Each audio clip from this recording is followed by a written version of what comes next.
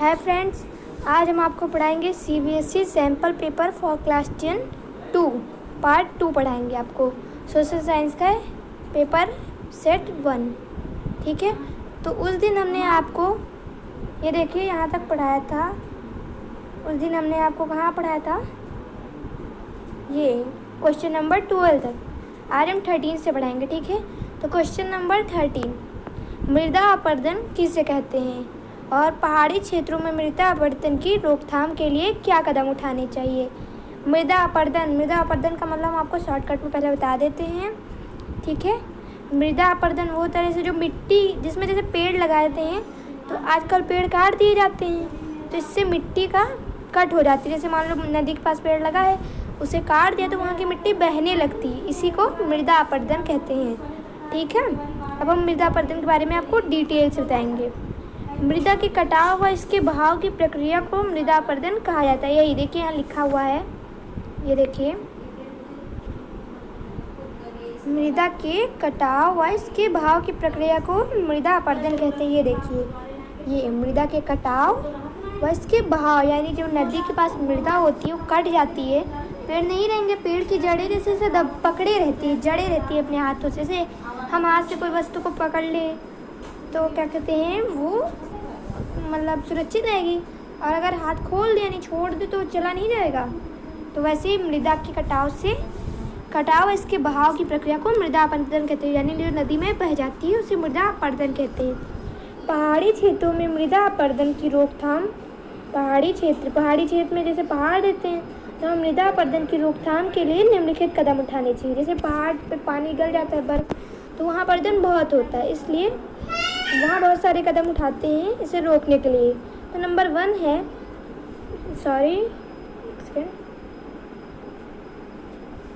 तो नंबर 1 क्या है, नंबर 1 है पहाड़ी क्षेत्रों में ढाल वाली भूमि पर समोच्च रेखाओं के समांतर हल चलाने से ढाल के साथ जल बहाव की गति घटती है। मतलब पहाड़ी क्षेत्र में जो ढाल रहता है वहाँ भूमि पर समोच्च रेखाओं के समांतर हल चलाने से, मतलब सीधे से आमने सामने से हल चलाने से, ऐसे ये हल है ऐसे, तो ऐसे चलाने से हल जो वो अगर सीधे नहीं ऐसे मत चलाएं, ये रॉन्ग हो जाएगा, मतलब ऐसे हल चलाएं। ठीक है, समांतर हल चलाने से ढल के साथ जल बहाव की गति घटती है, मतलब जल कम बहता है। नंबर 2, एक सेकेंड पहले इसको रेस कर दें। नंबर 2, ढाल वाली भूमि पर सोपान बनाए जा सकते हैं। ढाल वाली भूमि पर सोपान बनाए जा सकते हैं। सोपान कृषि अपरदन को नियंत्रित करते हैं। पश्चिमी और मध्य हिमाचल में सोपान अथवा सीढ़ीदार कृषि काफ़ी विकसित है। सोपान यानी कि सीढ़ीदार कृषि।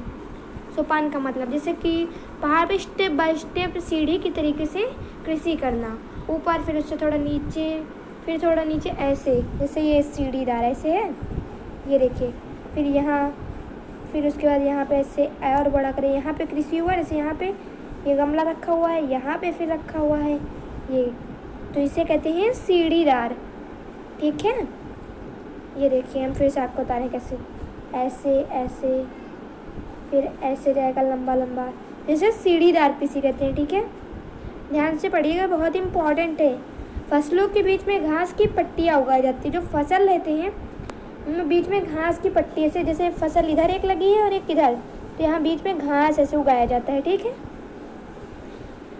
फसलों के बीच में घास की पट्टियाँ उगाई जाती हैं। ये पवनों द्वारा जनित बल को कमज़ोर करती है। जो हवा जैसे चलती है उसके बल को कमज़ोर करती है। इस तरीके की कृषि को पट्टी कृषि कहते हैं।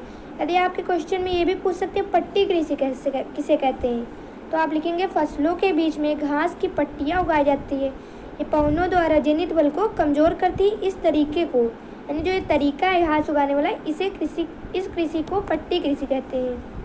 पेड़ों को कतारों में लगाकर रक्षक मेखला बनाना भी पवनों की गति कम करता है। वही पेड़ों के कतार में लाइन से पेड़ लगा दो तो वही उसी को मतलब बोलते फसलों के ऐसे कोने कोने में बीच में से। इस रक्षक पट्टियों का पश्चिमी भारत में रेत के टीलों के स्थलीकरण में महत्वपूर्ण योगदान रहा है। जहाँ मतलब रेत होता है उधर राजस्थान की तरफ। क्वेश्चन नंबर 14, क्वेश्चन नंबर 14 है, देखिए ध्यान से देखिए। ये भारत में राजनीतिक दलों और उनके नेताओं को सुधारने के विभिन्न संवैधानिक प्राधिकरणों द्वारा उठाए गए 3 उपाय को स्पष्ट कीजिए। जो राजनीतिक दल हैं और उनके नेता को सुधारने के लिए विभिन्न संवैधानिक, मतलब राजनीतिक दल और नेता को सुधारने के लिए जो संवैधानिक प्राधिकरणों हैं उन्हें उनके 3 उपाय स्पष्ट कीजिए। ठीक है, तो इसका आंसर हम अभी आपको इसके बारे में बता रहे हैं। ये देखिए, ये इसका आंसर है राजनीतिक दलों। राजनीतिक दल आप जानते हो कि जो नेता वेता वाला और उनके नेताओं को सुधारने तो विभिन्न संवैधानिक प्राधिकरणों के द्वारा निम्नलिखित सुझाव उपाय सिद्ध हुए हैं। मतलब कई उपाय हैं इसके। नंबर 1, 3 पूछे तो हम 3 ही बताएंगे। विधायकों और सांसदों को दल बदल करने से रोकने के लिए संविधान में संशोधन किया गया है। इस कानून के अनुसार दल बदलने वाले सांसद या विधायक को अपनी सीट भी गंवानी होगी। जैसे पहले ये रहता था, जो पार्टी जीतने लगती थी उधर चले जाते थे नेता, तो अब ये नहीं होगा। यानी जो अब नेता हैं वो दल जब बदलेंगे तो जो मतलब जैसे अपने में वो अपने जैसे अपने दल में फर्स्ट पे सेकंड पे थे, सोचेंगे इसमें चले जाए इस बार, अगली बार अपने में रहेंगे। इस तरह नहीं होगा, उनका पद वो हट जाएगा, फिर से उन्हें लड़ना पड़ेगा इलेक्शन। ठीक है। नंबर 2, उच्चतम न्यायालय ने राजनीति में पैसे और अपराधियों का प्रभाव कम करने के लिए एक अध्यादेश जारी किया है। इस अध्यादेश के अनुसार चुनाव लड़ने वाले हर उम्मीदवार को अपनी चल अचल संपत्ति और अपने विरुद्ध चल रहे सभी आपराधिक मामलों का ब्यौरा चुनाव आयोग को एक शपथ पत्र के माध्यम से देना अनिवार्य कर दिया है। यानी उच्चतम न्यायालय, जो उच्च न्यायालय है, उसके राजनीति में पैसे और अपराधियों का प्रभाव कम करने के लिए, जो ब्लैक मनी रहता है और अपराधी, उनका प्रभाव कम करने के लिए एक अध्यादेश जारी किया गया, यानी एक पत्र टाइप का जारी किया गया है। जैसे कोई मतलब इस अध्यादेश के अनुसार चुनाव लड़ने वाले हर उम्मीदवार, मतलब जितने चुनाव लड़ते हैं हर उम्मीदवार, वो अपनी चल अचल संपत्ति और विरुद्ध चल रहे सभी अपराधी मामलों का ब्यौरा चुनाव आयोग को एक शपथ पत्र के माध्यम से देना अनिवार्य। जो सब चल रहा है उसके लिए उनको एक शपथ पत्र देना पड़ेगा, प्रण पत्र, जो प्रण लेते हैं। नंबर 3, चुनाव आयोग ने एक आदेश द्वारा सभी दलों के लिए सांगठनिक चुनाव कराना और आयकर की रिटर्न भरना अनिवार्य कर दिया है। चुनाव आयोग ने एक आदेश जैसे जारी किया है, उसमें दलों के लिए, जो दल वाले हैं जो चुनाव लड़ रहे हैं, तो उन संगठित चुनाव कराना, मतलब एक संगठित सब लोग का साथ से, सबके मेल से एक चुनाव कराएं और आयकर की रिटर्न भरना अनिवार्य बना दिया है। ठीक है। अब हम पढ़ते हैं क्वेश्चन 15। तो क्वेश्चन नंबर 15 ये देखिए, क्वेश्चन नंबर 15, लोकतंत्र में सामाजिक विभाजन के 2 लाभ और 2 नुकसान बताइए। जो लोकतंत्र हमारा बना है, लोकतंत्र मतलब लोगों के द्वारा, लोगों के लिए, लोगों द्वारा किया गया चुनाव, यानी चुनाव को ही लोकतंत्र कहते हैं। जो लोगों के लिए ही होता है और लोगों द्वारा ही चुना जाता है। जैसे कोई बनता है आदमी, और आदमी को ही बनाता है खुद, मतलब बनाता भी वही है और लड़ता है वो। ठीक है, इसी को लोकतंत्र कहते हैं। तो इसका सामाजिक विभाजन के 2 लाभ और 2 नुकसान होते हैं। लाभ भी बहुत सारे होते हैं और नुकसान भी होते हैं। ठीक है, वही बताना है इसमें। तो इसका आंसर होगा, देखिए, ये कहाँ गया, ये लोकतंत्र में सामाजिक विभाजन के लाभ। पहले हम आपको लाभ के बारे में बताएंगे। नंबर 1 है सामाजिक विभाजन की राजनीति का भाव बहुत सामान्य और स्वस्थ हो सकता है, या विभिन्न वंचित और सीमांत सामाजिक समूहों को अपनी शिकायतों को व्यक्त करने और सरकारी कामों में भाग लेने के लिए अनुमति देता है। यह एक स्वस्थ राजनीति का लक्षण भी हो सकता है। राजनीति में विभिन्न प्रकार के सामाजिक विभाजनों की अभिव्यक्ति ऐसे विभाजनों के बीच संतुलन पैदा करने का काम भी करती है। मतलब कि सामाजिक विभाजन जो होता है, समाज में विभाजन की राजनीति का भाव बहुत सामान्य और स्वस्थ होता है। मतलब सामान्य रहता है, ज़्यादा, मतलब ये नहीं होता कि इधर वालों को ज़्यादा दे उधर वालों को कम दे। या विभिन्न वंचित और सीमांत सामाजिक समूहों को अपनी शिकायतों को व्यक्त करने और सरकारी कामों में भाग लेने की अनुमति देता है। मतलब सभी लोग इसमें जिसके जो शिकायत करना चाहे वो कर सकता है और सरकारी काम में भाग भी ले सकता है। ये नहीं कि इन्हीं करेंगे हर साल। यह एक स्वस्थ राजनीति का लक्षण भी हो सकता है, मतलब बहुत ही अच्छी राजनीति का लक्षण है। तो राजनीति में विभिन्न प्रकार के सामाजिक विभाजनों की अभिव्यक्ति ऐसे विभाजनों के बीच संतुलन पैदा करता है। संतुलन मतलब जैसे संतुलन बराबर रहेगा, इधर उधर नहीं रहेगा, इधर कम उधर ज़्यादा। नंबर 2, राजनीति में सामाजिक विभाजन। राजनीति में सामाजिक विभाजन के अंतर्गत यह भी देखा गया है कि यदि सरकार सभी समूहों के साथ सत्ता की साझेदारी करने का प्रयास करती है, यहाँ तक कि अल्पसंख्यकों के साथ भी, तो यह देश की राजनीति के लिए लाभप्रद ही है। यानी राजनीति में जो सामाजिक विभाजन के अंतर्गत देखा गया है कि यदि सरकार सभी समूहों के साथ, जो जितने समूह हैं सब समूहों के साथ सत्ता की साझेदारी करने का प्रयास करती है, मतलब सत्ता में समान साझेदारी, समान जैसे जो वो करेंगे वही वो भी करेंगे, तो यहाँ तक कि अल्पसंख्यकों, जो अल्पसंख्यक होते हैं उनके साथ भी अगर बराबर ही साझेदारी किया है सत्ता की समान, तो यह देश की राजनीति के लिए बहुत ही अच्छा है। अब हम बताएंगे आपको लोकतंत्र में सामाजिक विभाजन के जो नुकसान हैं, ये भी बहुत ज़रूरी पढ़ना। जैसे लाभ पढ़ना ज़रूरी, वैसे नुकसान भी पढ़ना ज़रूरी है। ठीक है, तो ये पढ़ते हैं अब हम लोकतंत्र में सामाजिक विभाजन के नुकसान। ठीक है, तो नंबर 1, कई बार सामाजिक असमताएं इतनी ज़्यादा गैर बराबरी और अन्याय वाली होती है कि उनको स्वीकार करना असंभव है। ऐसे गैर बराबरी और अन्याय के खिलाफ होने वाले संघर्ष कई बार हिंसा का रास्ता भी अपना लेते हैं और दल ही शासन के खिलाफ उठ खड़े होते हैं। यानी कि कई बार जो सामाजिक असमानताएं होते हैं, जैसे किसी को बराबर दिया किसी को नहीं दिया, तो इतनी ज़्यादा गैर बराबरी और अन्याय वाली होती है। जैसे बहुत अन्याय होता है, जैसे मान लो किसी को 2 रुपये दिया किसी को 1 दिया, तो एक वाले के साथ अन्याय हुआ ना कि उसे कम दिया, वही कि उनको स्वीकार करना असंभव है। इतना अन्याय होगा तो स्वीकार कोई नहीं करेगा। ऐसे गैर बराबरी और अन्याय के खिलाफ होने वाले संघर्ष कई बार हिंसा का रास्ता भी उठा लेते हैं। जैसे मान लो कोई अन्याय हुआ तो लड़ाई पे उतर आते हैं, हिंसा, जैसे मार पीट यही सब, और दल ही शासन के खिलाफ उठ खड़े होते हैं। जो लड़ते हैं वही शासन जो बना रहता है। जैसे जो चुनाव लड़ते हैं सब मिलकर ही तो बनाते हैं एक शासन, तो वे दल ही वाले शासन के खिलाफ उठ खड़े होते हैं। तो ये बहुत ही अन्याय वाली बात है। ये लोकतंत्र का नुकसान है। इसमें जब शासन के विरुद्ध ही खड़े हो जाएंगे तो नुकसान नहीं होगा। लोकतंत्र में सामाजिक विभाजन के कारण राजनीति में कई विभिन्नताएं आ जाती हैं। सभी सामाजिक समूह भिन्न भिन्न समुदायों से संबंधित होते हैं तथा इसके चलते राजनीति में सामंजस्य बैठना काफ़ी मुश्किल होता है। यानी जो लोकतंत्र में सामाजिक विभाजन के कारण राजनीति में कई विभिन्नताएं आ जाती है, जो यही मतलब अभी हमने आपको जो बताया, मतलब 2 रुपये 1 रुपये वाली बात। यानी जो सामाजिक विभाजन होता है उसमें किसी को ज़्यादा अगर कम हो गया तो ये सब कारण राजनीति पर बहुत बुरा प्रभाव पड़ता है। सभी सामाजिक समूह भिन्न भिन्न समुदाय से संबंधित होते हैं, मतलब कोई अलग समुदाय से कोई दूसरे समुदाय से संबंधित होते, तथा इसके चलते राजनीति में सामंजस्य बैठाना काफ़ी मुश्किल होता है। यानी सब राजनीति में जैसे साथ में नहीं बैठ पाते हैं। जैसे मान लो कोई 2 फ्रेंड है, एक खराब है, उसके दुश्मन है, एक मतलब दोस्त है, तो कैसे साथ में बैठेंगे, तो बहुत ही मुश्किल होता है। ठीक है, हम आपको क्वेश्चन 16 बताते हैं। ठीक है, क्वेश्चन नंबर 16 हम पढ़ाते हैं। लोकतंत्र किस तरह उत्तरदायी, जिम्मेदार और वैध सरकार का गठन करता है। मतलब लोकतंत्र जो रहता है किस तरह वैध सरकार का गठन करता है, इसके बारे में हम आपको बता रहे हैं।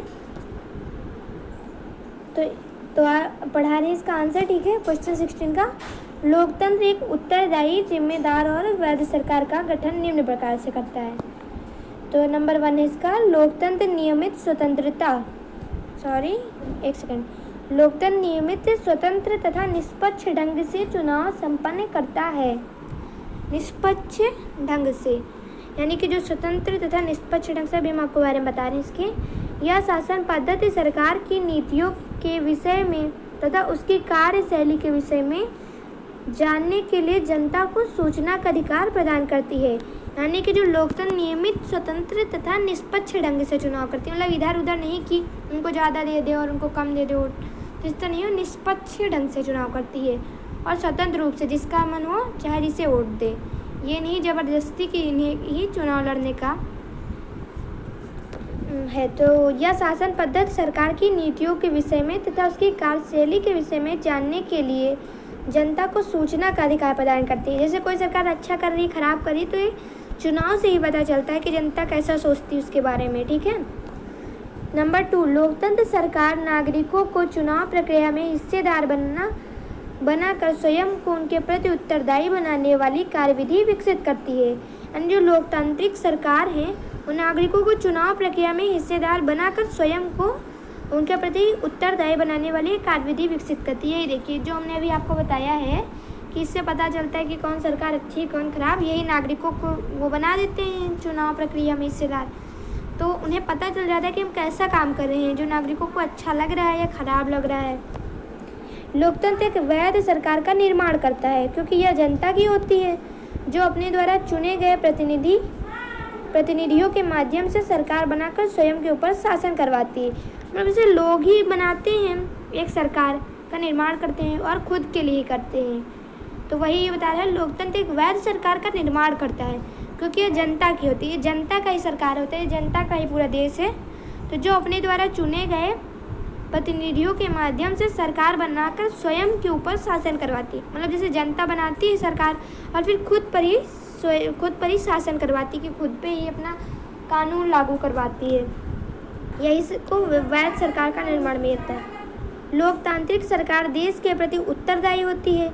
यह जनता की आवश्यकताओं तथा आकांक्षाओं को पूरा करने का प्रयास करती है। लोकतांत्रिक सरकार देश के प्रति उत्तरदायी होती है, यानी पूरा देश उसको संभालती है।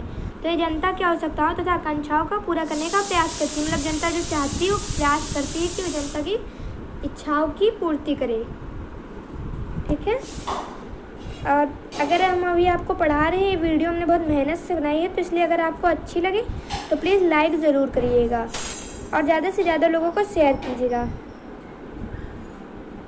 क्वेश्चन 17, अब हम क्वेश्चन 17 आपको बताते हैं। भारत में उपभोक्ताओं को समर्थ बनाने के लिए सरकार द्वारा किन कानूनी मानदंडों को लागू किया गया है। मतलब जो भारत में उपभोक्ताओं को समर्थ बनाने के लिए सरकार द्वारा किन कानूनी मानदंडों को लागू किया गया है। तो इसका आंसर होगा, ये देखिए,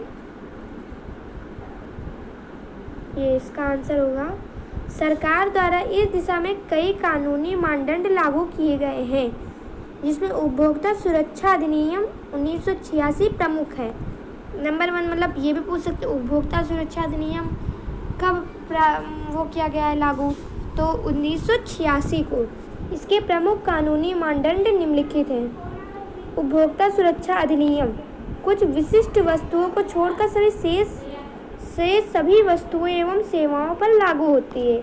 इसके अंतर्गत सभी आर्थिक क्षेत्र आते हैं। इस अधिनियम के प्रावधान क्षतिपूर्वक संरक्षण, ऋणात्मक और दंडात्मक प्रकृति के हैं। यह उपभोक्ताओं के सभी अधिकारों को सुनिश्चित करता है। इसके अंतर्गत जिला, राज्य एवं राष्ट्रीय स्तरों पर उपभोक्ता सुरक्षा परिषदों की स्थापना की गई है। उपभोक्ता विवादों का सरल, शीघ्र और सस्ता निपटारा करने के लिए जिला, राज्य एवं राष्ट्रीय स्तरों पर एक त्रिस्तरीय न्यायिक तंत्र की स्थापना की गई है। देखिए अब हम आपको बता रहे हैं इसका, तो आपको समझ में आ रहा है सरल तरीके से। उपभोक्ता सुरक्षा नियम कुछ विशिष्ट वस्तुओं को छोड़कर, मतलब जो बहुत विशेष वस्तुएं छोड़कर से सभी वस्तुओं एवं सेवाओं पर लागू होता है। ये इन चीज़ों पर लगता है, जैसे और उपभोक्ता सुरक्षा नियम वस्तुओं और सेवाओं पर लागू होता है। इसके अंतर्गत सभी आर्थिक क्षेत्र आते हैं, जितने आर्थिक धन पैसा रुपए वाला आर्थिक में आता है वो सभी क्षेत्र आते हैं। इस अधिनियम के प्रावधान क्षतिपूर्वक, संरक्षणात्मक और दंडात्मक प्रकृति के हैं। इस उपभोक्ता के सभी अधिकार को सुनिश्चित किया गया है कि यही अधिकार इनके अंदर है, अंडर में, ठीक है। तो इसके अंतर्गत जिला, राज्य, राष्ट्रीय स्तर पर उपभोक्ता सुरक्षा परिषद की स्थापना की। जैसे कोई जिले में, राज्य में, जैसे उत्तर प्रदेश राज्य जिला, बहराइच राष्ट्रीय स्तर पे, देश पे जैसे, ठीक है। तो उपभोक्ता सुरक्षा परिषद की स्थापना की। उपभोक्ता विवादों का सरल, शीघ्र और सस्ता निपटारा करने के लिए जिला, राज्य एवं राष्ट्रीय स्तरों पर एक त्रिस्तरीय न्यायिक तंत्र की स्थापना की गई। इन्हें मतलब मतलब कि इन्हें सरल विधि से सुलझाने के लिए एक न्यायिक तंत्र यानी जैसे न्यायिक तंत्र न्यायालय इसकी स्थापना की गई त्रिस्तरीय ढंग से। ठीक है, तो हम पढ़ा रहे हैं क्वेश्चन 18। तो आप लोग ध्यान से पढ़िएगा, बहुत ही इम्पॉर्टेंट क्वेश्चन हम आपको पढ़ा रहे हैं जो क्लास 10 वालों के लिए बहुत ही ज़रूरी है। बच्चों, कल से आप लोगों को और अच्छी वीडियो मिलने की हम कोशिश करेंगे कि आप सबको और मिले। कमेंट जरूर करिएगा इसके लिए। ओके, अब हम आपको क्वेश्चन 10 पढ़ाते हैं। मुद्रण का भारतीय महिलाओं के जीवन पर क्या प्रभाव हुआ, इसका विश्लेषणात्मक विवरण प्रस्तुत कीजिए। ठीक है, यानी मुद्रण का भारतीय महिलाओं, सॉरी ये तो हमने आपको पढ़ा दिया है, गलती से लग गया है, तो इसके लिए हम सॉरी बोल रहे हैं। ठीक है, हम पढ़ाएंगे ये क्वेश्चन नंबर 18। प्रच्छन्न बेरोजगारी किसे कहते हैं तथा प्रच्छन्न बेरोजगारी और छिपी बेरोजगारी के बीच अंतर स्पष्ट कीजिए। प्रच्छन्न बेरोजगारी यानी जो सामने हमें पता चल रही क्या है बेरोजगार है। छिपी बेरोजगारी जैसे मान लो कोई प्राइवेट नौकरी, जैसे कि अपन कह सकते हैं जैसे कोई नौकर बनना चाहता है या कुछ भी, ऐसा बेरोजगारी छिपी बेरोजगारी। और प्रत्यक्ष बेरोजगारी जैसे कोई टीचर बनना चाहते हैं, नौकरी नहीं पा रहा है, तो ये बेरोजगारी हमें पता है कि इनकी मतलब कमी है, मतलब ये लोग बेरोजगार हैं, बनना चाहते हैं, नौकरी चाहिए, तो इसे कहते हैं प्रत्यक्ष बेरोजगारी। तो इसको हम आपको डिटेल में बताते हैं। देखिए, इसको हम आपको अभी डिटेल में बता रहे हैं क्वेश्चन 18 का आंसर। ठीक है, ये देखिए प्रत्यक्ष बेरोजगारी। तो प्रत्यक्ष बेरोजगारी से प्रत्यक्ष बेरोजगारी से अभिप्राय ऐसी बेरोजगारी से है जिसमें शारीरिक रूप से सक्षम व्यक्ति जो कार्य कर रहा होता है उसे उस कार्य से यदि हटा दिया जाए तो उत्पादकता पर कोई प्रभाव नहीं पड़ता। जैसे मान लो कोई बेरोजगार है, प्रत्यक्ष बेरोजगारी से यह अभिप्राय है, मतलब इससे हमें यह पता चलता है कि ऐसी बेरोजगारी इसमें शारीरिक रूप से सक्षम व्यक्ति जो मतलब वो कार्य कर सकता है, कोई बीमारी नहीं कि वो कार्य नहीं कर सकता है, वो कार्य कर सकता है, और जो व्यक्ति वो कार्य कर रहा हो, यानी वो जैसे कार्य कोई कर रहा है, कोई नौकरी पर है और उसे उस कार्य से हटा दिया जाए। जैसे मान लो कोई काम कर रहा हो और उसे कह दिया कि आज से तुम नहीं आओगे हमारे वहाँ नौकरी करने, तो उसे हटा दिया जाए, तो उत्पादकता यानी जो कार्य कर रहा है उस पर तो कोई प्रभाव पड़ेगा नहीं, क्योंकि दूसरे को रख लेगा काम पे। इसी को कहते हैं प्रत्यक्ष बेरोजगारी। ठीक है, अब प्रत्यक्ष बेरोजगारी और छिपी बेरोजगारी के बीच अंतर हम अभी आपको बता रहे हैं। ठीक है, ये देखिए प्रत्यक्ष बेरोजगारी वह स्थिति जिसके अंतर्गत योग्य लोग मजदूरी की वर्तमान दरों पर कार्य करना चाहते हैं परंतु कार्य प्राप्त नहीं हो पाता है। मतलब वही जो योग्य व्यक्ति होते हैं उस कार्य के मजदूरी की वर्तमान दरों पर कार्य करना चाहते हैं, चाहते हैं कि हम काम करें परंतु उन्हें कार्य प्राप्त नहीं होते, और करना चाहते हैं पर पा नहीं पाते हैं, उन्हें प्रत्यक्ष बेरोजगारी कहते हैं। और इसका अंतर ये छिपी बेरोजगारी में इसका उल्टा होता है, यानी जब श्रम की सीमांत शारीरिक उत्पादकता शून्य या नकारात्मक हो जाए तो इस स्थिति को प्रच्छन्न बेरोजगारी कहते हैं, मतलब छिपी बेरोजगारी कहते हैं। यानी जब श्रम की सीमांत शारीरिक उत्पादकता शून्य या नकारात्मक हो जाए तो इस स्थिति को छिपी बेरोजगारी कहते हैं। मतलब जो श्रम करते हैं, मेहनत करते हैं, यानी मजदूर, उनकी शारीरिक उत्पादकता शून्य हो जाए या नकारात्मक, मतलब वो काम करने ना कर पाएँ, और तो बेरोजगारी तो खाली रह जाएगी यदि कोई नहीं करेगा काम, तो इसी को छिपी बेरोजगारी कहते हैं। और इसका है यह अस्थायी प्रकृति की होती है, यानी कोई पक्का नहीं रहता है, प्राइवेट होता है, अस्थायी, उसमें निश्चित नहीं रहता है कि हाँ यही करेंगे। और प्रच्छन्न बेरोजगारी में क्या रहता है, या अस्थायी प्रकृति या स्थायी प्रकृति की होती है, इसमें पक्का रहता है कि हाँ ये आदमी कर रहे हैं, इन्हें नहीं मिल रही है नौकरी। ठीक है, अब हम आपको पढ़ाएंगे क्वेश्चन 19 नेपोलियन के बारे में है। सब बहुत ही इम्पोर्टेंट क्वेश्चन है, ध्यान से पढ़िएगा, हम बार बार आपको बता रहे हैं, और चाहे तो आप स्क्रीनशॉट ले सकते हैं इसकी। हमने इसको अनअवेलेबल नहीं किया है, इसे हमने अवेलेबल करके रखा है कि आप लोग स्क्रीनशॉट ले लें, इसमें आप भी बाद में पढ़ सकें। तो क्वेश्चन 19, नेपोलियन ने निस्संदेह फ्रांस में लोकतंत्र को नष्ट किया था, परंतु प्रशासनिक क्षेत्र में उसके क्रांतिकारी सिद्धांतों का समावेश किया था। सॉरी गलती से लग गया है ये। ठीक है। यानी नेपोलियन ने निसंदेह फ्रांस में लोकतंत्र को नष्ट किया था, परंतु प्रशासनिक क्षेत्र में उसके क्रांतिकारी सिद्धांतों का समावेश किया जाता है ताकि पूरी व्यवस्था अधिक तर्कसंगत और कुशल बन सके। इस कथन की पुष्टि कीजिए। ठीक है, इस कथन की पुष्टि करना है। यानी नेपोलियन ने जो निसंदेह फ्रांस के लोकतंत्र को नष्ट किया। नेपोलियन कहाँ का था? फ्रांस का था ना, तो उन्होंने लोकतंत्र को नष्ट कर दिया था, परंतु प्रशासनिक क्षेत्र में उसके क्रांतिकारी सिद्धांतों का समावेश किया था। कह रहे हैं मतलब वहाँ के लोग फ्रांसीसी क्रांतिकारी कि मतलब जो नेपोलियन था वो क्रांतिकारी था, अपने देश के लिए कर रहा था ताकि पूरी व्यवस्था अधिक तर्कसंगत और कुशल बन सके। जो अच्छी मतलब लोकतंत्र नहीं थी तो उसे कुशल बनाने के लिए उसने किया। तो क्या यह सच है? तो इसकी कथन की पुष्टि कीजिए। और क्वेश्चन 2 क्या है इसी में? वियतनाम के बंटवारे से पूरा देश युद्ध के मोर्चे में तब्दील होकर रह गया। इस कथन की पुष्टि कीजिए। यानी वियतनाम का जो बंटवारा हुआ था उसे पूरे देश युद्ध के मोर्चे में तब्दील होकर रह गया। यानी युद्ध होने लगा कि वियतनाम का बंटवारा हो रहा है, इसमें युद्ध होने लगा। तो इस कथन की पुष्टि कीजिए। ठीक है, कि क्या क्या हुआ था। तो इसका आंसर हम आपको बता रहे हैं। क्वेश्चन 19 ये बहुत ही इंपॉर्टेंट क्वेश्चन है, बहुत ही मोस्ट इम्पॉर्टेंट। ये देखिए क्वेश्चन 19। ठीक है, ये देखिए हम लिख दे रहे हैं इम्पॉर्टेंट, बहुत ही मोस्ट इम्पॉर्टेंट है। ठीक है, तो आंसर इसका है नेपोलियन ने अपने शासन वाले क्षेत्र में प्रशासनिक क्षेत्र को अधिक तर्कसंगत एवं कुशल बनाने हेतु निम्नलिखित क्रांतिकारी परिवर्तन किए। यानी कई सारे परिवर्तन किए क्रांतिकारी बनकर कि मतलब इसके जगह ये होना चाहिए, इसके जगह ये होना चाहिए। ठीक है, तो 1804 की नागरिक संहिता, इसके आम तौर पर नेपोलियन की संहिता के नाम से जाना जाता है, ने जन्म पर आधारित विशेष अधिकार समाप्त कर दिए। यानी 1804 की जो नागरिक संहिता, यानी 1804 को नागरिक संहिता हुई थी, इसे आमतौर पर नेपोलियन की संहिता के नाम से जाना जाता है। जो नेपोलियन ने बनाया नागरिक संहिता 1804 को, इसीलिए उसे नेपोलियन की संहिता भी कह सकते हैं। तो ये जन्म पर आधारित विशेष अधिकार समाप्त कर दिए। जन्म पर कोई मतलब अधिकार बना था उसे उन्होंने समाप्त कर दिया।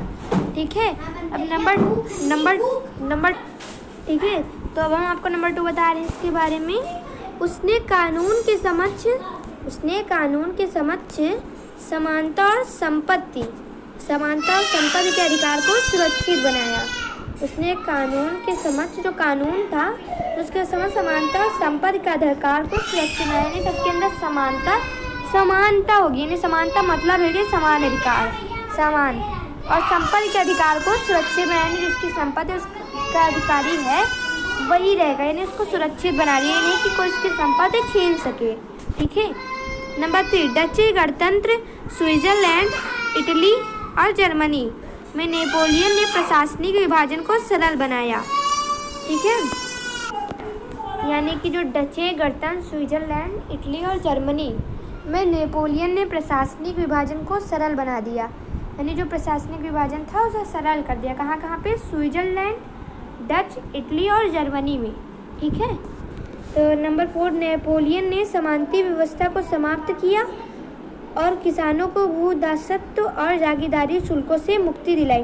यानी जो जमीन के बारे में जो था, तो मतलब जैसे उन्हीं का खेत रहता था वही खेती करते थे और ऊपर से टैक्स लिया जाता था। यानी जागीरदार जो थे वहाँ के, तो उन्हीं से शुल्क लिया जाता था। तो शुल्क से उन्हें मुक्ति दिलाई नेपोलियन ने। मतलब बहुत अच्छे काम किए थे। शहरों से भी कारीगरों के श्रेणी संघों पर लगे नियंत्रणों को हटा दिया। यातायात और संचार व्यवस्थाओं को भी सुधार किया। जो शहर में कारीगर के श्रेणी संघों, जो कारीगर थे शहर में, उनके श्रेणी संघों पर लगे नियंत्रणों को हटा दिया। मतलब जो कुछ नियंत्रण लगे हुए थे उनके कारीगरों पर, वो हटा दिया। यातायात और संचार व्यवस्था को भी सुधारा गया। जो यातायात मतलब वाहन वाला, मतलब यहाँ से वहाँ जाने वाला वाहन, और संचार व्यवस्था जिससे जाया जाता है, मतलब संचार व्यवस्था, मोबाइल संचार व्यवस्था में आ जाते हैं। मोबाइल तो था नहीं, पत्र, तो उनमें भी सुधार किया। ठीक है, और अथवा वाला एक क्वेश्चन था कि वियतनाम युद्ध के मोर्चे में तब्दील होकर रह गया, तो इसका क्या था? तो वही बता रहे हैं। तो इसका है बंटवारे से पूरा वियतनाम युद्ध के मोर्चे में तब्दील होकर रह गया। देश की आम जनता आपस में ही गुटों में बंटकर एक दूसरे के विरुद्ध खड़े हो गए। आपसी संघर्ष से सार्वजनिक संपत्ति तथा पर्यावरण का बहुत अधिक नुकसान हो रहा था।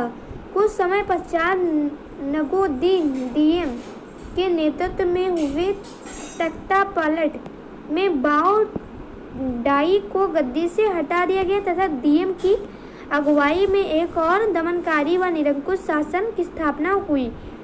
यानी जो बंटवारे से पूरा वियतनाम युद्ध के मोर्चे में तब्दील हो गया था और देश की आम जनता आपस में ही गुटों में बंटकर एक दूसरे के विरुद्ध खड़ी हो गई। आपस में ही वही देश की जनता आपस में एक दूसरे से लड़ाई करने लगी।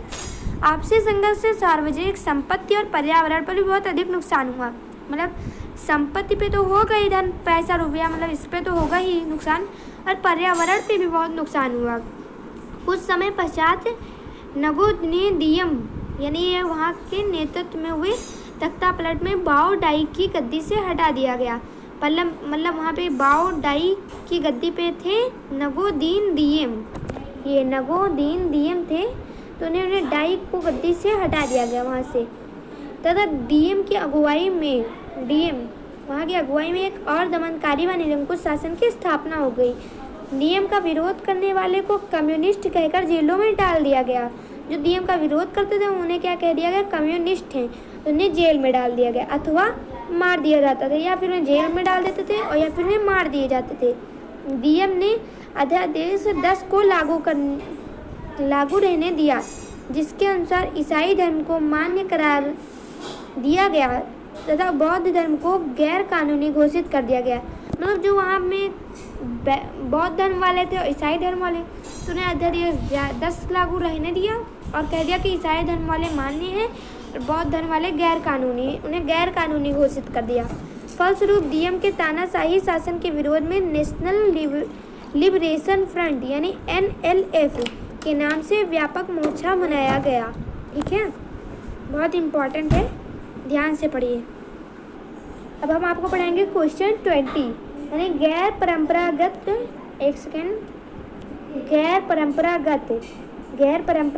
ऊर्जा के साधनों के प्रयोग को अधिक महत्व क्यों दिया जा रहा है, व्याख्या कीजिए। जो गैर परंपरागत ऊर्जा के साधन थे उनका अधिक प्रयोग क्यों होता है, इसकी व्याख्या कीजिए। ठीक है, तो इसका आंसर है 20। तो 20 का आंसर क्या होगा, गैर परंपरागत के बारे में बताया गया। देखिए बहुत ही इंपॉर्टेंट क्वेश्चन है, सेलेक्ट किया है, तो आप लोग ध्यान से पढ़िए और अच्छे लगे तो प्लीज़ लाइक ज़रूर करिएगा। लाइक में आपका कुछ नहीं जाएगा। ठीक है, तो ऊर्जा के बढ़ते उपभोग ने देश को कोयला, तेल और गैस जैसे जीवाश्मी ईंधनों पर अत्यधिक निर्भर कर दिया है। गैस व तेल की बढ़ती कीमतों तथा इनके संभाव्य कमी ने भविष्य में ऊर्जा आपूर्ति की सुरक्षा के प्रति अनिश्चितताएं उत्पन्न कर दी है। ऊर्जा के गैर परंपरागत साधनों का राष्ट्रीय अर्थव्यवस्था की वृद्धि पर गंभीर प्रभाव पड़ता है। इसके अतिरिक्त जीवाश्मी ईंधनों का भी प्रयोग गंभीर पर्यावरणीय समस्याएं भी उत्पन्न करता है। अतः नवीकरणीय योग ऊर्जा संसाधनों जैसे सौर ऊर्जा, पवन ऊर्जा, ज्वरीय ऊर्जा, जैविक ऊर्जा तथा अविष्ट पदार्थों जनित ऊर्जा के उपयोग की बहुत आवश्यकता है। इनके उपयोग से पर्यावरण को कोई हानि नहीं होती तथा इनका निकट भविष्य में समाप्त होने का भी कोई खतरा नहीं है। ये ऊर्जा के गैर परंपरागत साधन कहलाते हैं। यानी कि ऊर्जा के बढ़ते उपभोग ने देश को कोयला, तेल और गैस जैसे जीवाश्मी ईंधनों पर अत्यधिक निर्भर कर दिया। जैसे कोयला का काम बहुत लगता है, तेल, पेट्रोल ये सब, और गैस जैसे ये सब जीवाश्मी ईंधन है, तो इन पर अत्यधिक निर्भर कर दिया है देश को। तो गैस व तेल की बढ़ती कीमतें, यानी जो पेट्रोल है, देखिए इसकी कीमत कितनी बढ़ जाती है, तो इनके संभाव्य कमी ने भविष्य में ऊर्जा आपूर्ति की सुरक्षा के प्रति अनिश्चितताएं उत्पन्न कर दी है। यानी जैसे अब पेट्रोल ख़त्म हो जाएगा तो जल्दी बनता नहीं है, पेट्रोल निकलता है बहुत साल तक, तो इसकी कमी होने लगी पेट्रोल की, तो भविष्य में इसकी कमी हो सकती है। यही बता रहे हैं कि मतलब इसकी कमी को भविष्य में कमी हो सकती है, इसलिए इसका मतलब आपूर्ति की सुरक्षा के प्रति अनिश्चितता उत्पन्न कर दी है। ऊर्जा के गैर परंपरागत ऊर्जा के गैर परंपरागत साधनों का राष्ट्रीय अर्थव्यवस्था की वृद्धि पर गंभीर प्रभाव पड़ता है। मतलब ऊर्जा के जो गैर परंपरागत साधन हैं उनका राष्ट्रीय अर्थव्यवस्था की वृद्धि पर गंभीर प्रभाव पड़ता है, यानी उससे वृद्धि जो होती है उस पर बहुत गंभीर प्रभाव पड़ता है। इसके अतिरिक्त जीवाश्मी ईंधनों का प्रयोग गंभीर पर्यावरणीय समस्याएं भी उत्पन्न करती हैं। कोयला वाला इससे बहुत पर्यावरण पर नुकसान होता है। अतः नवीकरण योग्य ऊर्जा साधनों, नवीकरण योग्य ऊर्जा जो है जैसे कि सौर ऊर्जा, पवन ऊर्जा, ज्वरीय ऊर्जा, जैविक ऊर्जा तथा अवशिष्ट पदार्थ जनित ऊर्जा के उपभोग की बहुत आवश्यकता है। यानी अगर जीवाश्म की जगह नवीकरणीय योग्य ऊर्जा हो उसकी बहुत आवश्यकता है। इनके उपयोग से पर्यावरण को नुकसान भी नहीं होगा और भविष्य में इसके समाप्त होने का कोई खतरा भी नहीं। ये ऊर्जा के गैर परंपरागत साधन कहलाते हैं। ठीक है, गैर परंपरागत में कौन कौन से आते हैं? जीवाश्मी ईंधन और नवीकरणीय योग्य ऊर्जा, दो ऊर्जा आते हैं, तो इन्हीं को क्या कहते हैं? गैर परंपरागत साधन। हम आपको पढ़ाएंगे क्वेश्चन नंबर 21। तो रोपण कृषि किसे कहते हैं? यानी जो रोपण कृषि किसे कहते हैं? रोपण कृषि की किन्हीं 4 विशेषताओं का वर्णन कीजिए। देखिए बच्चों, ये 5 नंबर का लिखा है, 1 + 4 = 5, यानी 5 नंबर का ये क्वेश्चन है। 1 नंबर का ये है रोपण कृषि किसे कहते हैं, और 4 नंबर का ये है कि रोपण कृषि की किन्हीं 4 विशेषताओं का वर्णन कीजिए। देखिए यही बोर्ड पेपर में आता है, इसी तरह नंबर आते हैं, तो आप जान जाइए कि नंबर कैसे देखा आता है। पहले लिखा है यानी पहले क्वेश्चन का, +4 लिखा है नहीं दूसरे क्वेश्चन का। ठीक है, 5 नंबर का बहुत इंपॉर्टेंट है, ध्यान से पढ़िएगा। रोपण कृषि किसे कहते हैं और रोपण कृषि की 4 विशेषताएं। ठीक है, तो इसका आंसर बहुत ध्यान से समझिएगा, बहुत इंपॉर्टेंट क्वेश्चन है और इजी भी है, काफ़ी टफ नहीं है। ठीक है, यह वाणिज्यिक कृषि जिसमें एक ही फसल लंबे चौड़े क्षेत्र में उगाई जाती है तथा इसको अत्यधिक पूंजी और श्रमिकों की सहायता से व्यापक क्षेत्र पर उगाया जाता है, यह रोपण कृषि कहलाती है। यानी 1 नंबर वाला, यानी कि रोपण कृषि किससे कहते हैं? जो वाणिज्यिक कृषि इसमें एक ही फसल, मतलब कोई एक फसल लगाएंगे, लंबे चौड़े क्षेत्र में उगाई जाती है। मतलब बहुत लंबा चौड़ा क्षेत्र है, बहुत बड़ा जैसे खेत है, वहाँ पे कोई फसल, एक फसल उगाई जाए, ये नहीं कि 2-3 फसल उसी में उगा दे, एक फसल। तो इसको अत्यधिक पूंजी यानी ज़्यादा रुपए और श्रमिकों की सहायता से, ज़्यादा पैसे भी लगते हैं और श्रमिक भी मतलब रखते हैं, उनकी ज़्यादा लगते हैं, काम करने वाले मजदूर, उनकी सहायता से व्यापक क्षेत्र पर उगाया जाता है। इसे रोपण कृषि कहते हैं। यानी एक ही फसल लंबे चौड़े क्षेत्र में उगाई जाती है तथा इसको अत्यधिक पूंजी और श्रमिकों की सहायता से उगाया जाता है, यानी इसे रोपण कृषि कहते हैं। बहुत ही ईजी इसकी डिफिनेशन है, तो आप लोग याद कर लीजिए। और रोपण कृषि की कुछ विशेषताएं, यानी प्रमुख विशेषताएं हम आपको बता देनी है। इसकी निम्नलिखित प्रमुख विशेषताएं, तो 4 पूछे तो 4 ही बताएंगे। रोपण कृषि वाणिज्यिक खेती है क्योंकि इससे प्राप्त सारा उत्पादन उद्योग में कच्चे माल के रूप में प्रयोग होता है। यानी जो रोपण कृषि है वो एक वाणिज्यिक खेती है, यानी वाणिज्य वाला खेती है। बैंक वाणिज्य में आते हैं, बैंकिंग वाला, धन वन वाला, तो वाणिज्यिक खेती है। अभी तो हमने आपको बताया, इसमें ये देखिए अत्यधिक पूंजी लगता है, तो वही वाणिज्यिक खेती है क्योंकि इससे प्राप्त सारा उत्पाद, जिससे प्राप्त होता है, मैं किसी फसल उगाई उससे जो प्राप्त उत्पादन होता है उसे उद्योग में कच्चे माल के रूप में प्रयोग किया जाता है। जब उद्योग होता है उसका कच्चे माल के रूप में, उसका उत्पादन उद्योग में कच्चे माल के रूप में प्रयोग हो जाता है।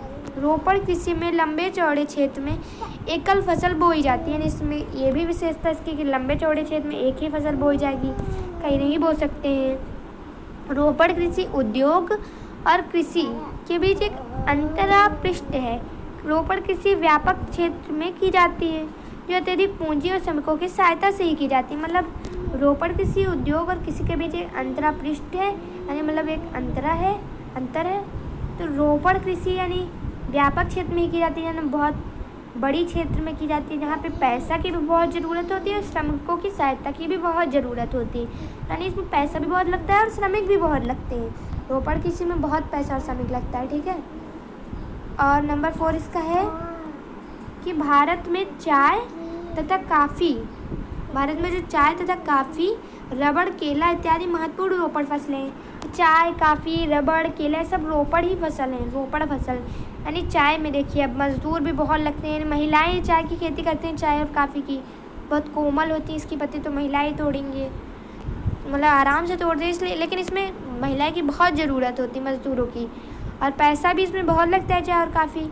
रबड़ और केले भी देखिए एक ही केला कितने सारे लगाए जाते हैं, एक खेत में खूब सारे केला उगाया जाता है, यानी बहुत बड़ी खेती की जाती है इसकी, और पैसा भी बहुत लगता है इसमें।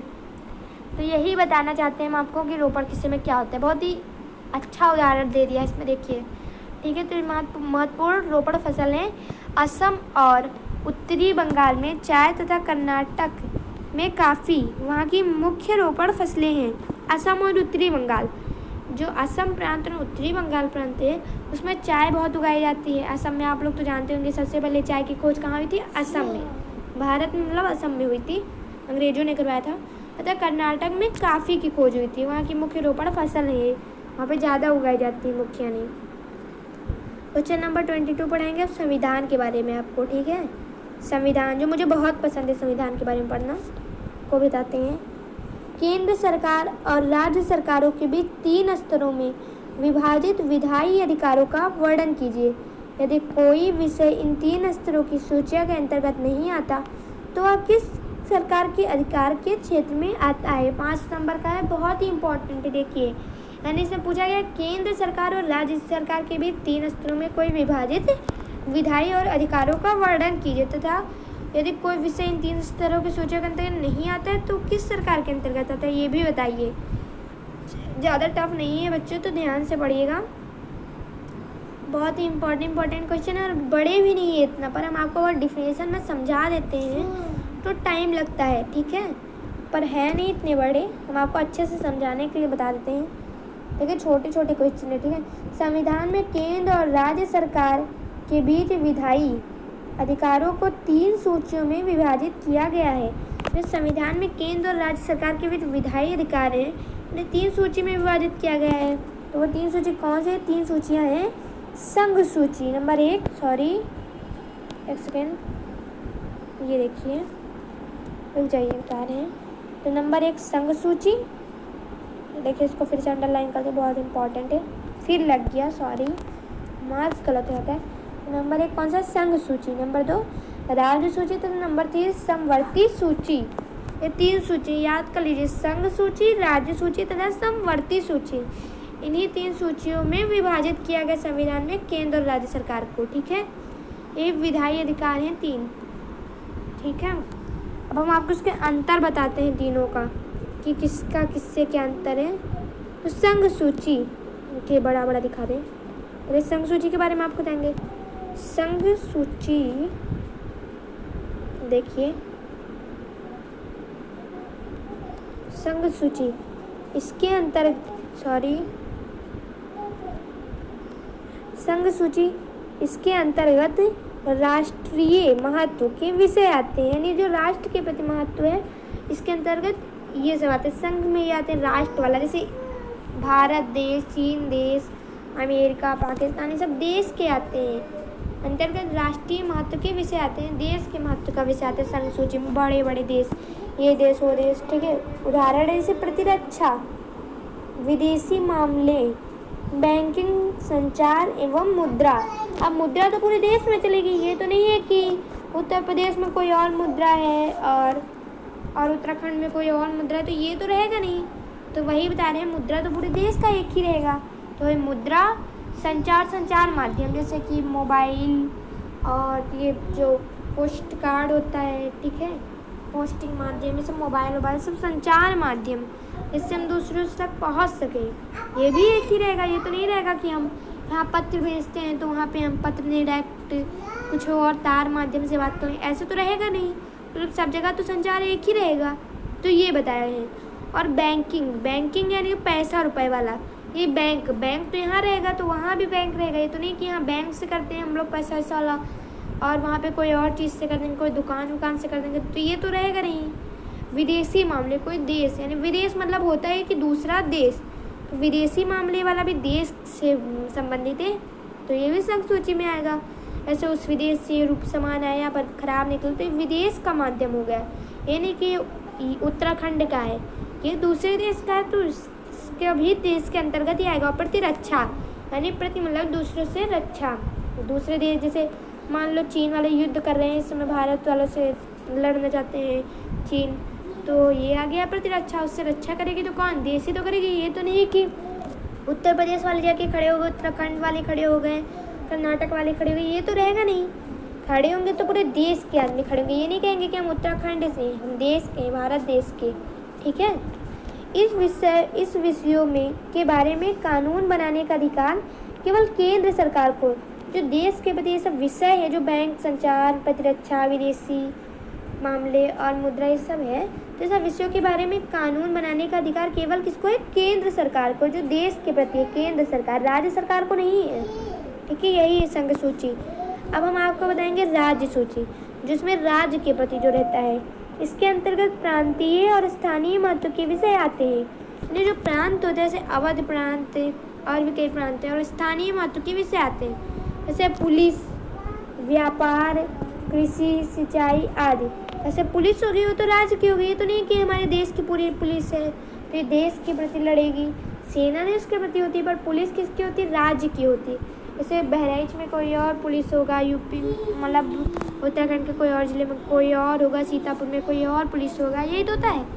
और व्यापार भी अलग अलग होते हैं। यहाँ पे व्यापार, यहाँ पे जैसे मान लीजिए यहाँ पे कुछ और व्यापार है, वहाँ कोई और ज़िले में कोई और व्यापार, राज्य में कोई और व्यापार है, सब उत्तर प्रदेश में कुछ और व्यापार है, उत्तराखंड में, कर्नाटक में सब कोई और व्यापार है। तो ये सब व्यापार।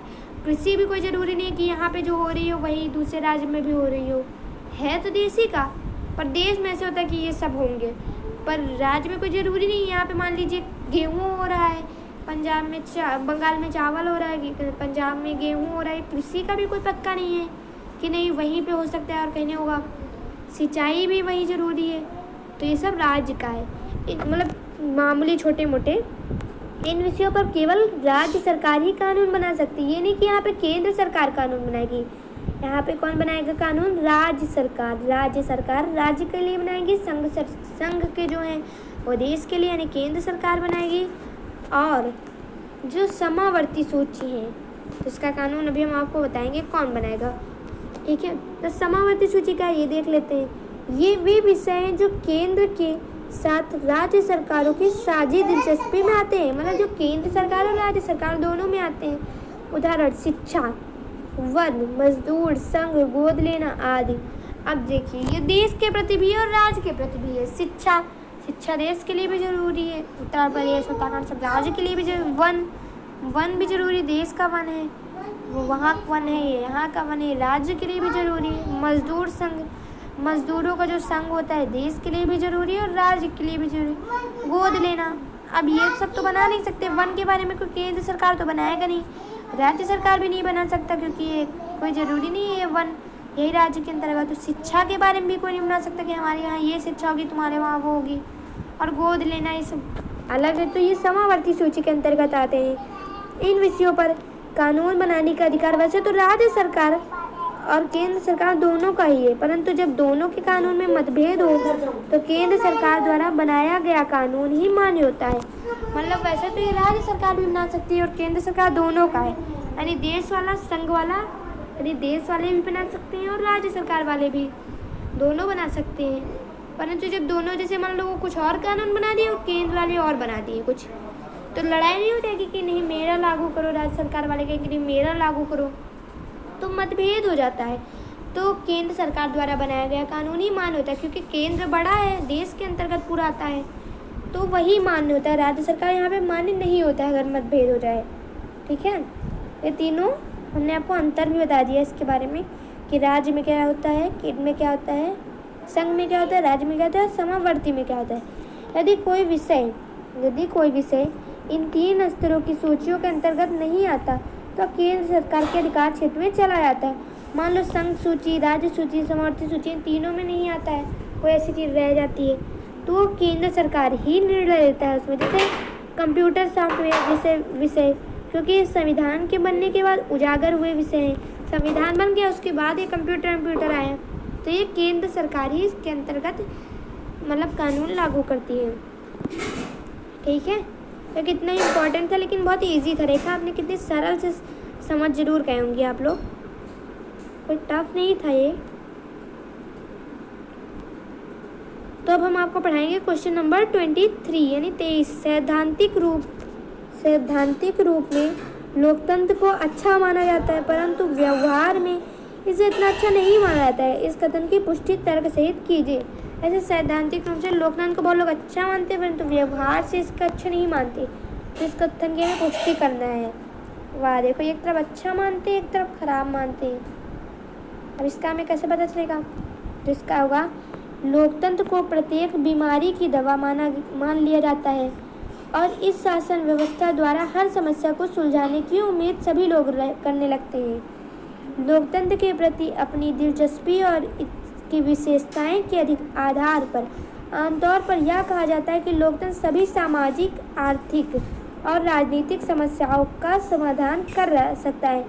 परंतु जब हमारी कुछ उम्मीदें पूरी नहीं होती तो हम लोकतांत्रिक अवधारणा दोषपूर्ण लगने लगती है। परंतु सत्य तो यह है कि लोकतंत्र शासन का एक स्वरूप भर है और यह स्वरूप लक्ष्यों को प्राप्त करने की स्थिति तो बना सकता है, परंतु स्थितियों का लाभ उठाकर अपने लक्ष्यों को किस प्रकार प्राप्त करना है यह उपाय नागरिकों को ही करना होता है।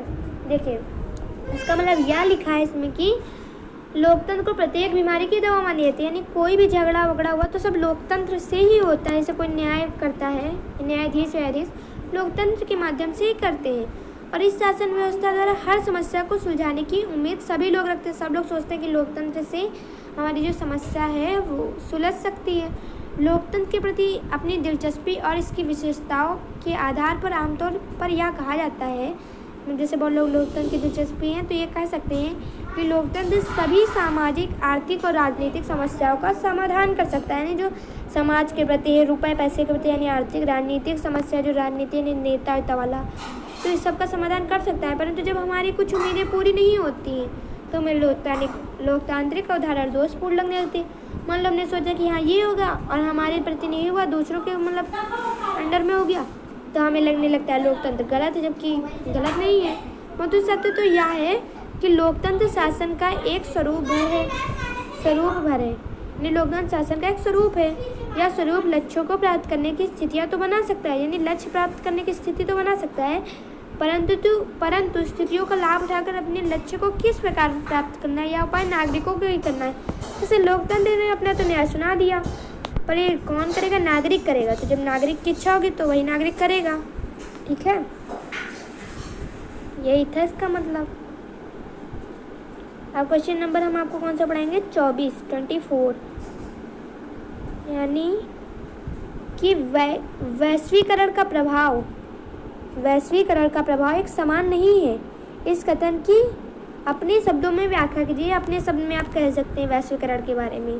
ठीक है, तो इसके बारे में जब आप जानेंगे तभी तो कहेंगे। तो इसके बारे में हम आपको बता रहे हैं कि उत्पादकों और श्रमिकों पर वैश्वीकरण का एक समान प्रभाव नहीं पड़ा है। देशी और विदेशी कंपनियों की प्रतियोगिताओं से उपभोक्ताओं को लाभ हुआ, उन्हें अधिक विकल्प मिलने लगे, परंतु दूसरी ओर इस प्रतियोगिता में निचले मध्यम दर्जे के उद्योग पिस कर रह गए और इनकी इकाइयां बंद हो गई, जिससे वहां काम कर रहे श्रमिकों के हाथों में रोजगार भी जाता रहा। जहां एक और तो श्रमिकों को बहुराष्ट्रीय कंपनियां ठेके के प्रथा के अनुसार रखकर उन्हें उनका पूरा अधिकार अथवा पूरी सुविधाएं नहीं देती है, वहीं दूसरी ओर पढ़े लिखे वर्गों के लिए नए रोजगार का सृजन हुआ है।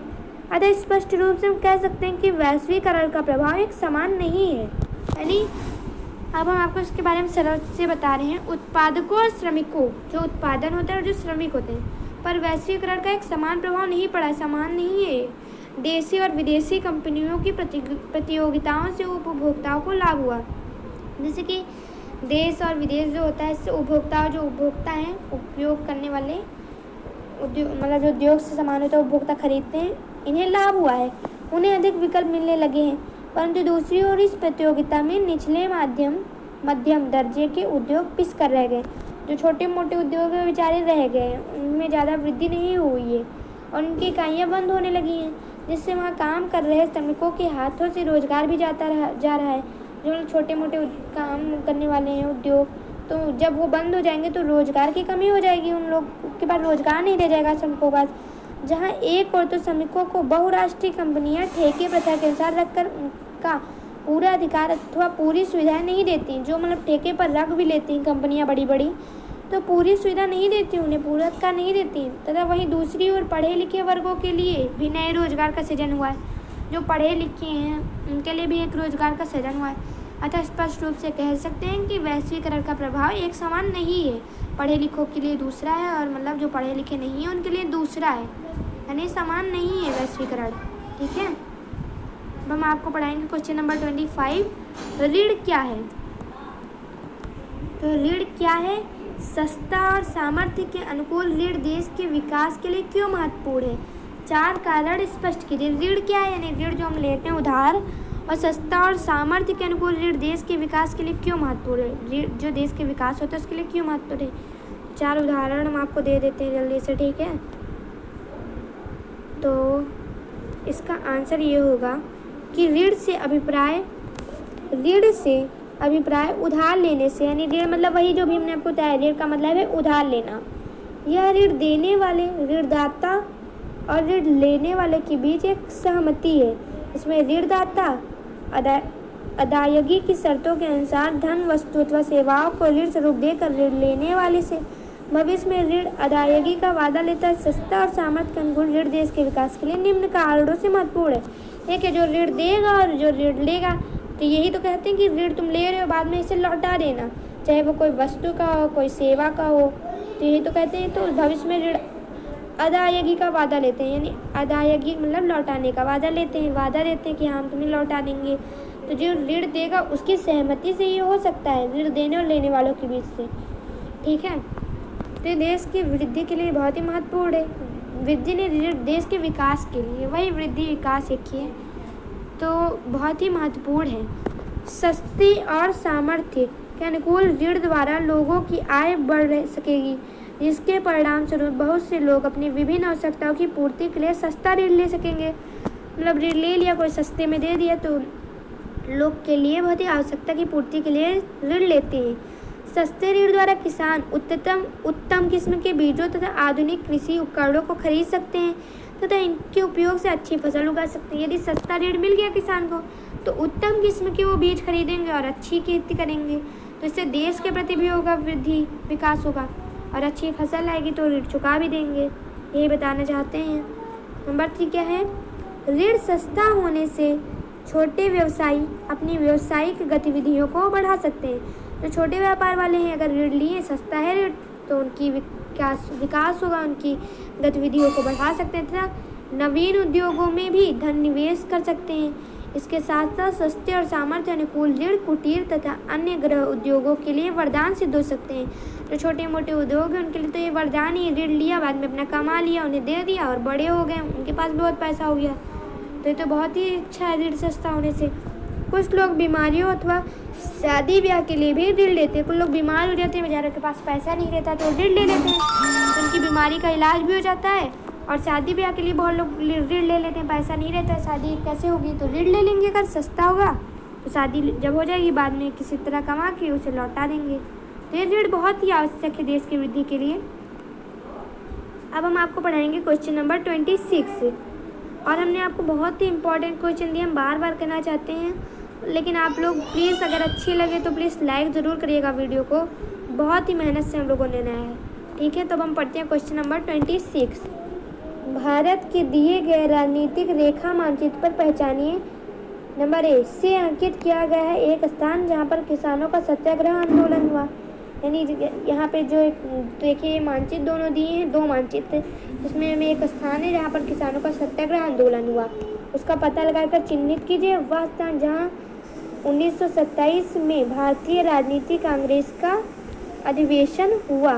1927 में जो था भारतीय राजनीतिक कांग्रेस, उसका अधिवेशन कहाँ हुआ, ये चिन्हित कीजिए एक में।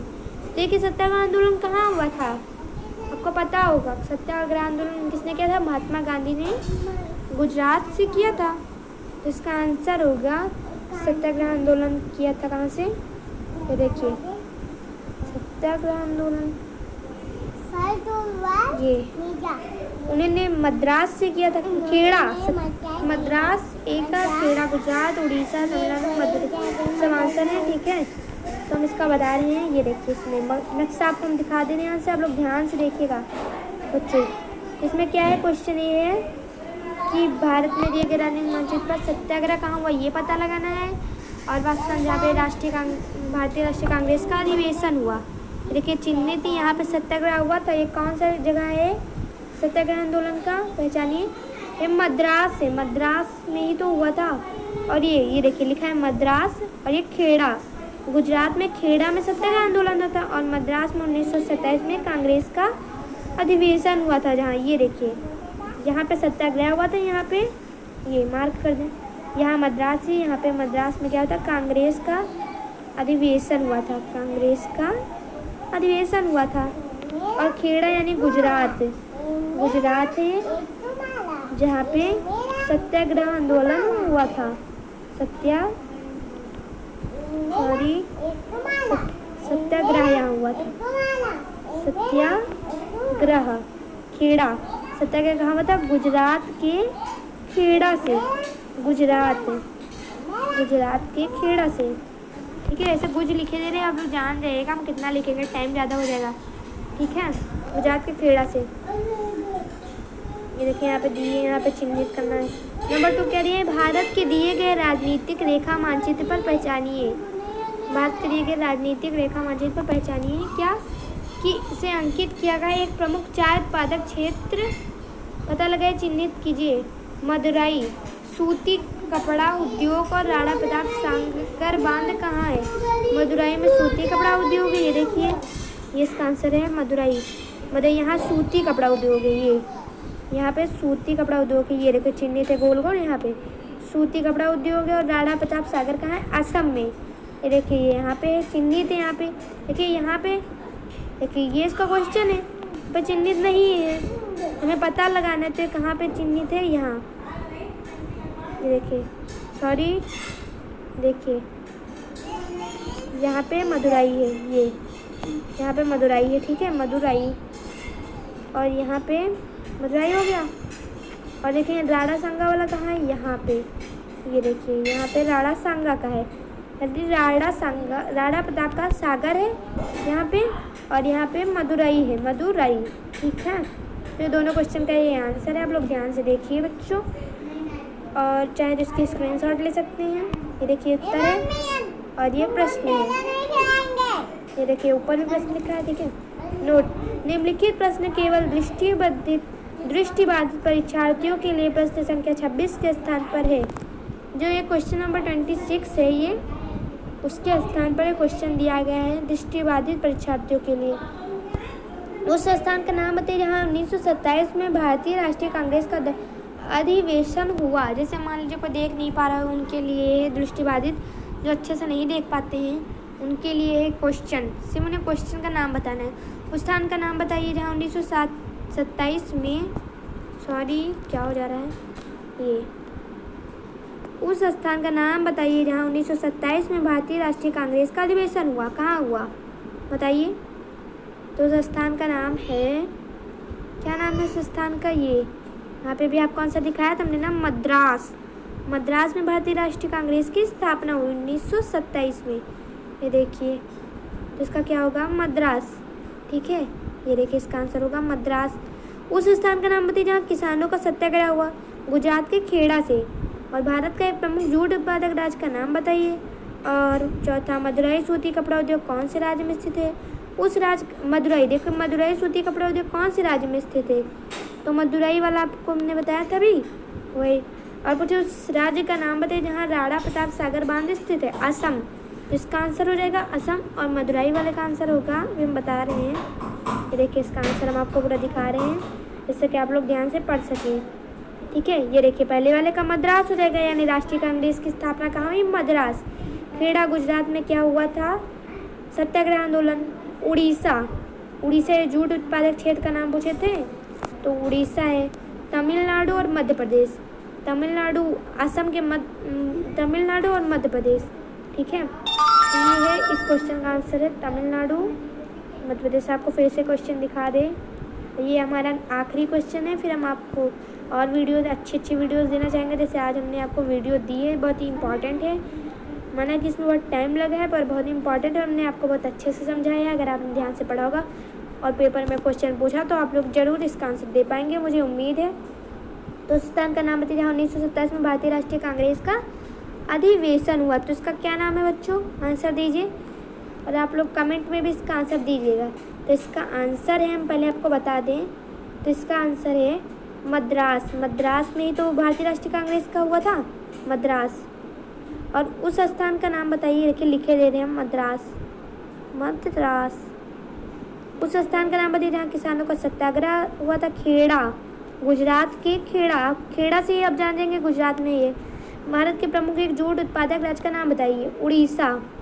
उड़ीसा। यहाँ पे कोणार्क मंदिर भी बहुत फेमस मंदिर है, हम आपको कभी बताएंगे डिफिनीसन में कोणार्क मंदिर के बारे में। अभी तो ये बता दे रहे हैं, सूर्य मंदिर कोणार्क मंदिर उड़ीसा में है। और ये उड़ीसा में क्या है, एक प्रमुख जूट उत्पादक राज्य का नाम पूछे तो ये बहुत प्रमुख जूट उत्पादक राज्य उड़ीसा। मदुराई सूती कपड़ा उद्योग कौन से राज्य में स्थित? अब पूछ लिए यहाँ सूती कपड़ा उद्योग, तो वैसे तो पता है मदुराई में, पर कौन से राज्य में है? तमिलनाडु में। यानी TN लिखे दे रहे हैं, आप लोग जान जाइएगा, तमिलनाडु। उस राज्य का नाम बताइए जहाँ राणा प्रताप सागर बांध स्थित। तो अभी हमने आपको इसमें दिखाया था नक्शे में, राणा प्रताप सागर बांध तो कहाँ था इसमें, वो तो दिखाया था हमने। ये मध्य प्रदेश में है, मध्य प्रदेश, यानी MP लिखे दे रहे हैं, आप लोग ध्यान से जान जाइएगा, हम MP। अभी आपको इसका आंसर डायरेक्ट दिखा देंगे, आप स्क्रीनशॉट ले लीजिएगा, ठीक है। तो राणा प्रताप सागर कहाँ है? मध्य प्रदेश। अगर आप स्क्रीनशॉट लेना चाहते हैं तो ये देखिए बच्चों, इसका आंसर है, आप इसका स्क्रीनशॉट ले लीजिए, ठीक है। तो अगर आपको वीडियो अच्छी लगे तो प्लीज़ लाइक कीजिएगा और ज़्यादा से ज़्यादा लोगों को शेयर कीजिएगा और सब्सक्राइब ज़रूर कीजिएगा, क्योंकि सब्सक्राइब करके पढ़ेंगे तो और ही अच्छा है, हमारा भी फ़ायदा होगा। और बेल आइकन दबा दीजिएगा जिससे आपके पास नोटिफिकेशन आ सके। तो थैंक यू सो मच, और शेयर ज़रूर कर दीजिएगा, भूलिएगा नहीं, जिससे कि और लोग भी इसका फ़ायदा उठा सकें। थैंक यू सो मच, मिलेंगे हम अपनी अगली वीडियो में।